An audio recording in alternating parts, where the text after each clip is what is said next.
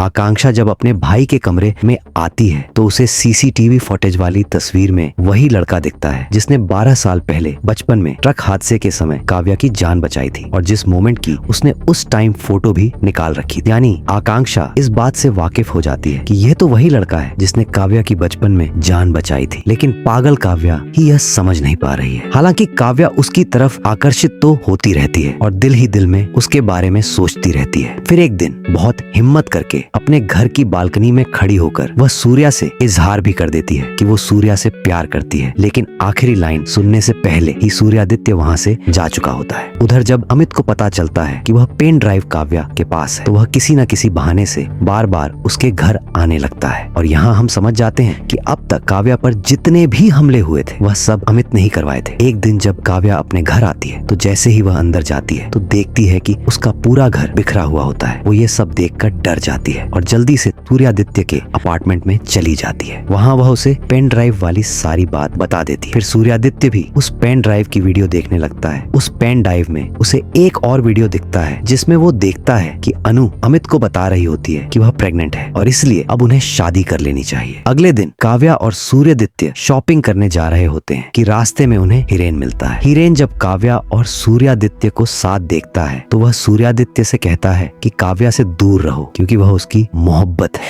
इस पर सूर्यादित्य जवाब देता है, पहले तुम काव्या को अपने भाई से तो बचा लो, उसके बाद मुझसे आकर बात करना। हिरेन ये सुन के सोच में पड़ जाता है क्योंकि जब से अनु के मर्डर वाला हादसा हुआ है तब से उसका भाई अमित कुछ ज्यादा ही काव्या के बारे में बातें करने लगा था और बिना कोई वजह बिना कोई मतलब वह बार बार काव्या के घर भी जाने लगा था। यही वजह थी कि धीरे धीरे हिरेन को भी अपने भाई पर शक होने लगा कि दाल में कुछ तो काला है। आगे हम हिरेन और अमित के घर का सीन देखते हैं जहाँ ब्रेकफास्ट के समय हिरेन अपने डैड से अमित की एक्स वाइफ के बारे में पूछता है कि वो अब कहाँ है, लेकिन उसके डैड कहते हैं कि अब हमारा उससे कोई संबंध नहीं है, इसलिए हम कुछ नहीं जानते। तब हिरेन अमित से बात करने के लिए उसके कमरे में जाता है, लेकिन अमित अपने कमरे में नहीं था। तभी अमित के मोबाइल पर, जो कि उसके टेबल पर ही रखा था, किसी लेडी की कॉल आती है। उधर से लेडी बोलती है, प्लीज यहाँ आकर सबको बताओ कि मैं पागल नहीं हूँ। उसी समय अमित आ जाता है और उसका फोन उठाने पर हिरेन पर बहुत गुस्सा होता है। एक दूसरे दृश्य में हम देखते हैं सूर्यादित्य हाथ में पेन ड्राइव लिए सड़क पर खड़ा होता है। तभी एक गाड़ी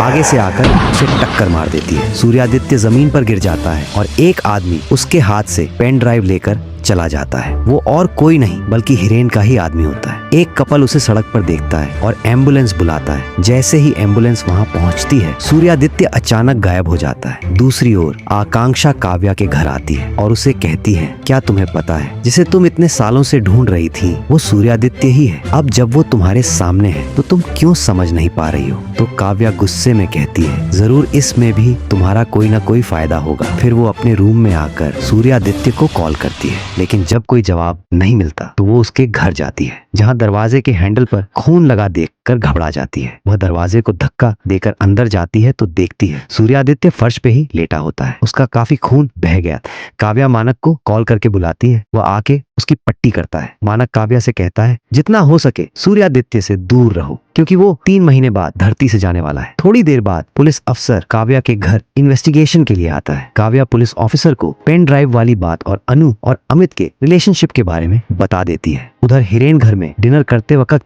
अमित के फोन का पासवर्ड देख लेता है। बाद में हिरेन अमित का फोन चुपके से ले लेता है और उसी नंबर पर कॉल करता है जिसे उसने पिछले दिन रिसीव किया था। वह नंबर एक मेंटल हॉस्पिटल का होता है। हिरेन कहता है, मुझे शिखा नाम के पेशेंट के बारे में जानना है, लेकिन हॉस्पिटल वाला उसे कुछ भी नहीं बताता। दरअसल शिखा अमित की एक्स वाइफ थी। इधर पुलिस अमित से इन्वेस्टिगेशन के लिए उसके ऑफिस आती है, लेकिन वह साफ इनकार कर देता है कि अनु उसकी गर्लफ्रेंड थी। अमित कहता है, वो सिर्फ हमारी कंपनी की मॉडल थी और हम सिर्फ ऑफिशियल मीटिंग्स के लिए मिलते थे। उधर सूर्यादित्य काव्या को बताता है कि वो एक एलियन है। वो आगे बताता है कि मैं पिछले 1000 सालों से यहाँ रह रहा हूँ। अगर तुम्हें ऐसा लगता है कि मैं तुमसे प्यार करता हूँ तो ऐसा बिल्कुल भी नहीं है। सूर्यादित्य उसे अपने एलियन होने की बात इसीलिए बताता है ताकि काव्या डर कर खुद ही उससे दूर चली जाए। जाए ताकि बाद में उसे हर्ट ना हो। उधर हिरेन मेंटल हॉस्पिटल जाता है, लेकिन उसे वहाँ अपने भाई की एक्स वाइफ शिखा नहीं मिलती। इधर सूर्यादित्य वो पेन ड्राइव पुलिस और डिटेक्टिव को दे देता है और कहता है इससे आपको इस केस को सुलझाने में मदद मिलेगी। अगले दिन काव्या शूटिंग के लिए सेट पर जाती है, लेकिन अचानक एक एक्शन सीन के दौरान हादसा हो जाता है। हिरेन भी वहाँ मौजूद था। वो काव्या को तो बचा लेता है, लेकिन खुद को नहीं बचा पाता है। ज्यादा चोट लगने की वजह से वो